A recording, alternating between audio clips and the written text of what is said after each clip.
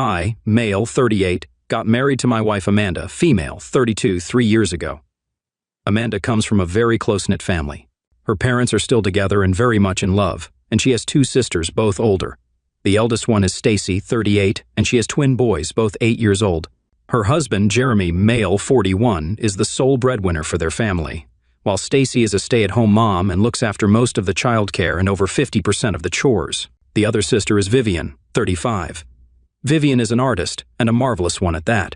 She has always been slightly eccentric and is engaged to be married by the end of the year. The family dynamics of my wife had always struck me as odd ever since I started dating her. I met Amanda 5 years ago at a party. A mutual friend introduced us to each other, and we had fun on that day. We exchanged numbers, but nothing really happened beyond that. A few weeks later, the same friend took us along with him for a double date, and that's when we realized that we had quite a few things in common and that we could take this forward. When we had our first solo date, I could sense something was weird. We had met up for dinner at a fancy place, and I could see a weird woman wearing sunglasses and a cap inside the restaurant at night, looking in our direction. She really creeped me out, and I feared it was either a madwoman or a serial killer stalker of some sort. I pointed her out to Amanda and asked her if we could go to some other place to eat because that woman seemed dangerous. Amanda just laughed it off and said that I was overthinking and that she felt comfortable there. Though I didn't want to stay there, I also didn't want to pressure her into going anywhere she didn't want to go. So we had our dinner. A couple of minutes later, I saw that woman leave, so I relaxed even more. As many of you might have guessed, that woman was her sister, Stacy.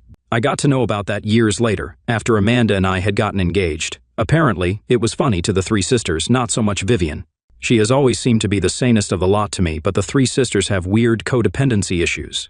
I understand that they are siblings and have a close bond, which is probably the result of a happy family. I wouldn't know because I come from a mixed household and I am estranged from almost every single one of them, except, surprisingly, my stepmother. All the rest of my family was toxic and manipulative, and it was only because of my stepmom that I'm still alive today. Anyway, that's beside the point. The point is that Stacy, Vivian, and Amanda are extremely close.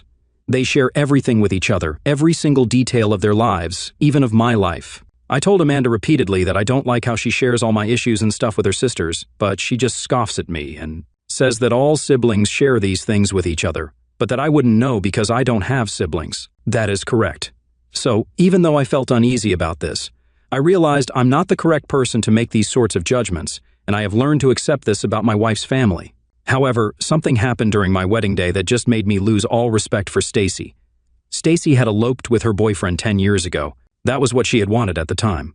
Gradually, however, within 5 years of being married, she came to realize that her wedding was not her dream wedding, and she wanted to redo the whole ceremony with a large number of guests in a good venue.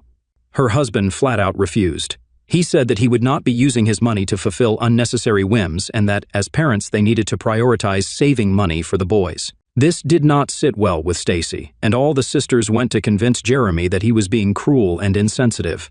I had been dating Amanda for about a year when this had happened, and I had tried to gently tell her that Jeremy was right. As parents, if the financial situation could not take frivolous expenses, they had to prioritize the boys over anything else. But Amanda didn't listen. Jeremy is a tough guy, though, and when all the sisters tried to hound him, he said tough and didn't give in to the pressure. Stacy was miserable, and she made everyone else miserable, but he didn't budge. Gradually, she dropped the idea. A few months later, I proposed to Amanda. We planned our wedding, and unlike most couples, our wedding planning actually strengthened our bond. We worked as a team, decided everything together, and just worked with each other in unison. So naturally, it came as an utter shock to me when, on the day of the wedding, Stacy came in wearing white as well. I thought Amanda would be offended, but she was grinning from ear to ear. In her bride speech, she said that she wanted to share her wedding day with her sister, who couldn't have the ceremony of her dreams. Jeremy heaved such an exasperated sigh that I think people in Cuba heard him. He was just done with Stacy's antics. I, on the other hand, felt really blindsided.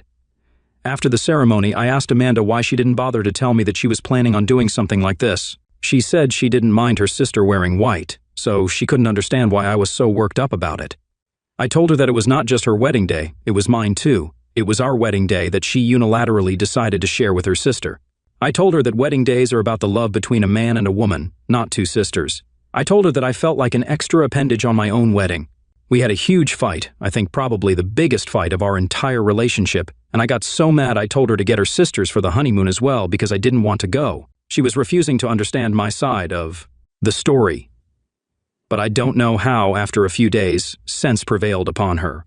God knows what changed, but something did, and she decided to distance herself a bit from her sisters and work on our marriage because it had started out on a rocky note. Ironically enough, it was Jeremy and Vivian who had texted me right after the wedding and asked me if I was okay. Jeremy even apologized on behalf of Stacy and offered to take me out as some sort of peace offering.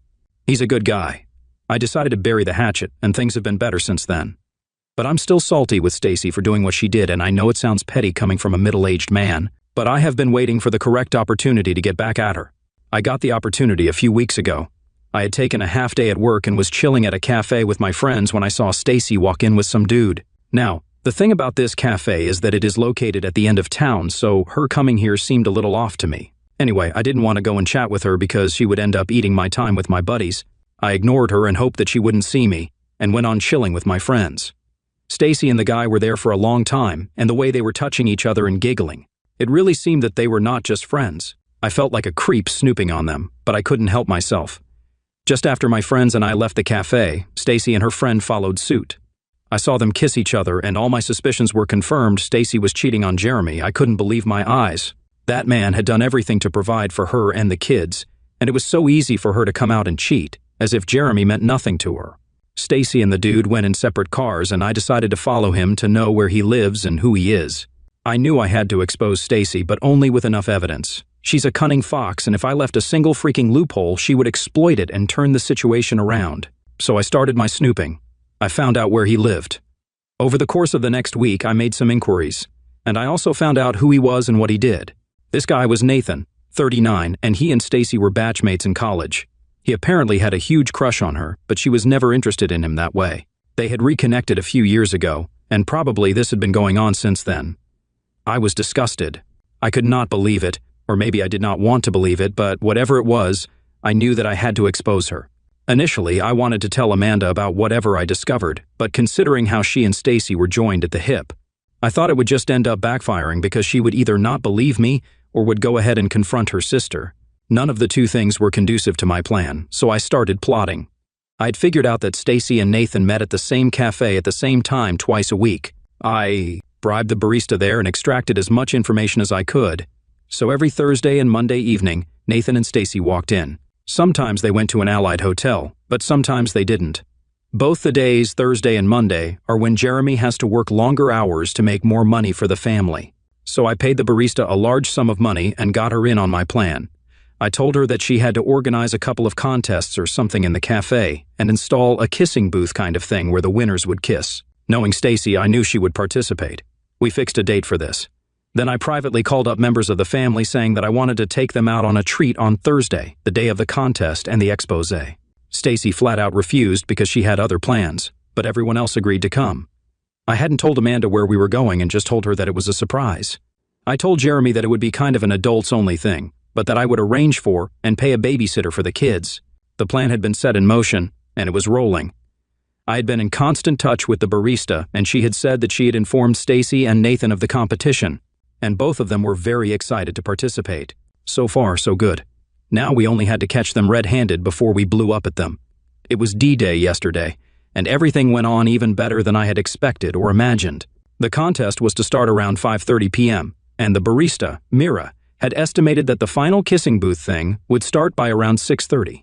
I timed myself accordingly, and the entire family, Vivian, Amanda, Jeremy, me, and my father-in-law and mother-in-law, stuffed ourselves in 2 cars and went. Just as I took the turn to this particular cafe, I could see Amanda getting visibly stressed. I asked her if everything was okay, and she said yes, but something felt off about her. I shrugged it off. I had a lot on my plate at that moment. I checked in with Mira, and she said that we were in time and the kissing booth thing was just about to start. 2 minutes after we entered, Stacy and Nathan started making out in front of everyone on full display. It was a horrifying sight to watch. Jeremy just stood there, defeated, and my father-in-law and mother-in-law were livid. I tried to act confused and asked if that was really Stacy. Amanda just mumbled, "Yes." It was Stacy. Nathan and Stacy won the stupid contest, and then came the icing on the cake. Mira got up to announce the winner. And she went on to say this entire speech about how this was the most regular couple to the cafe, and that she knew in her heart of hearts that they would win. She managed to sneak in how both of them had come to the cafe every Monday and Thursday for the last year at least. It was terrific. In the middle of this ode to her extramarital love, Stacy's eyes landed on us. I could see her getting pale as a sheet when she saw the entire family, but she was done for at this point. There was nothing that she could do to save herself, and that was what I had wanted. She ran over to us, trying to explain that this was a mistake, but Jeremy just walked away, and I went to him to console him. The man was about to break into tears. I felt so bad for him finding out this way, but I knew that anything less than this and Stacy would find a way to wriggle out of it. The party was cut short, obviously, and Jeremy took his car and left. When I went back to the cafe, I saw Stacy, Amanda, and my in-laws all yelling at each other. Stacy was furious at Amanda for not informing her that we would be coming, and my in-laws were yelling at Amanda because, apparently, she knew that Stacy had been cheating on Jeremy and had not said anything. I was stunned. I could not believe that my own wife would condone cheating, and it made me look at her in a very different light. I could see all respect for her evaporating in my eyes. I just told everyone not to create a scene and that we had to go back home. Amanda and I aren't talking. I honestly cannot even bear to see her face after what she has done. As far as I know, my in-laws are staying with Jeremy, and he has thrown Stacy out of the house. The kids don't know what's happening, so they've been sent to live with Vivian for a few days as a treat.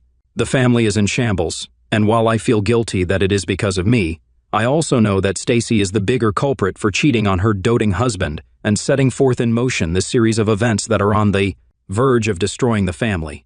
Update 1. It has been 2 days since Stacy's affair was exposed, and I came to know about Amanda's knowledge, if not active involvement, in the same. We haven't really talked to each other besides the basics. I really don't know what to say to her, and, to be honest, the very sight of my own wife disgusts me to the core at this point. She, on the other hand, is on some sort of weird ego trip because she wasn't talking to me either. However, when I came back from work today, she said she wanted to talk about something. I thought she had decided to come clean and tell me about what she knew about the affair, but what she said was poison to my ears. She told me that Jeremy was refusing to take Stacy back, and since the kids were with Vivian, Stacy had first asked her parents to allow her to live with them, but they flatly refused. My in-laws are conservative in nature, and they take marriage, family, and cheating very seriously. They have categorically refused to have anything to do with Stacy. This is why Amanda wanted to know if I was okay with Stacy living with us until things cooled down with Jeremy. That was when I lost all semblance of self-control and sanity. I told her that she had to be kidding me if she felt that I could ever house a cheater under my roof, especially knowing how broken Jeremy was. I said Jeremy had every right to throw Stacy out of the house and had every reason to feel livid and broken. He did not need to cool down. Her sister needed to realize what she had done. Amanda started screaming, saying that I didn't know and I was wrong to judge Stacy for what she did. So Stacy had fed Amanda's head with lies, saying that Jeremy was abusive and that this Nathan dude was actually helping her stand on her feet, and that is where they fell in love. I told Amanda that this was a buttload of lies. Both of us knew that if Stacy was actually being abused and had been honest about it with the family, everyone would have gone out and supported her. I am all for believing victims, but Stacy is a conniving vixen, and I just cannot fathom Jeremy being abusive. She is a manipulating a-hole. I told Amanda that if Stacy admitted in front of both of us and the entire family that she was actually being abused, I would let her stay in my house for as long as she wanted. Amanda's eyes lit up at that, and she rushed to call Stacy. Well, guess what? Stacy refused to have this confrontation point blank. She said that she did not want to air her dirty laundry in front of everyone, and that Amanda owed it to her as a sister. That was when Amanda's brain started working for herself for once. She pressed Stacy, asking her if the abuse accusations were true, but Stacy did not say anything. When Amanda continued to pester her, Stacy broke down and said that she had lied because she wanted at least someone from the family to be in the loop while she met Nathan. Amanda was speechless, while I felt smug initially. I could see how horribly Amanda's trust was broken. She disconnected the call, hugged me, and started weeping. She's been a mess the entire time after the call, and she is refusing to talk to Stacy and has barred her from our house. I feel so heartbroken for my wife, but I also know that this was meant to happen. There had to be some sort of drama for everyone to actually realize what Stacy was, and now everyone knows. Update 2. Stacy has been calling us nonstop for help and advice. Nathan has dumped her because she went crying to him, asking him to take her in since she had nowhere to go, and she has been boycotted by the entire family. To no one's surprise, Nathan has refused to take her in.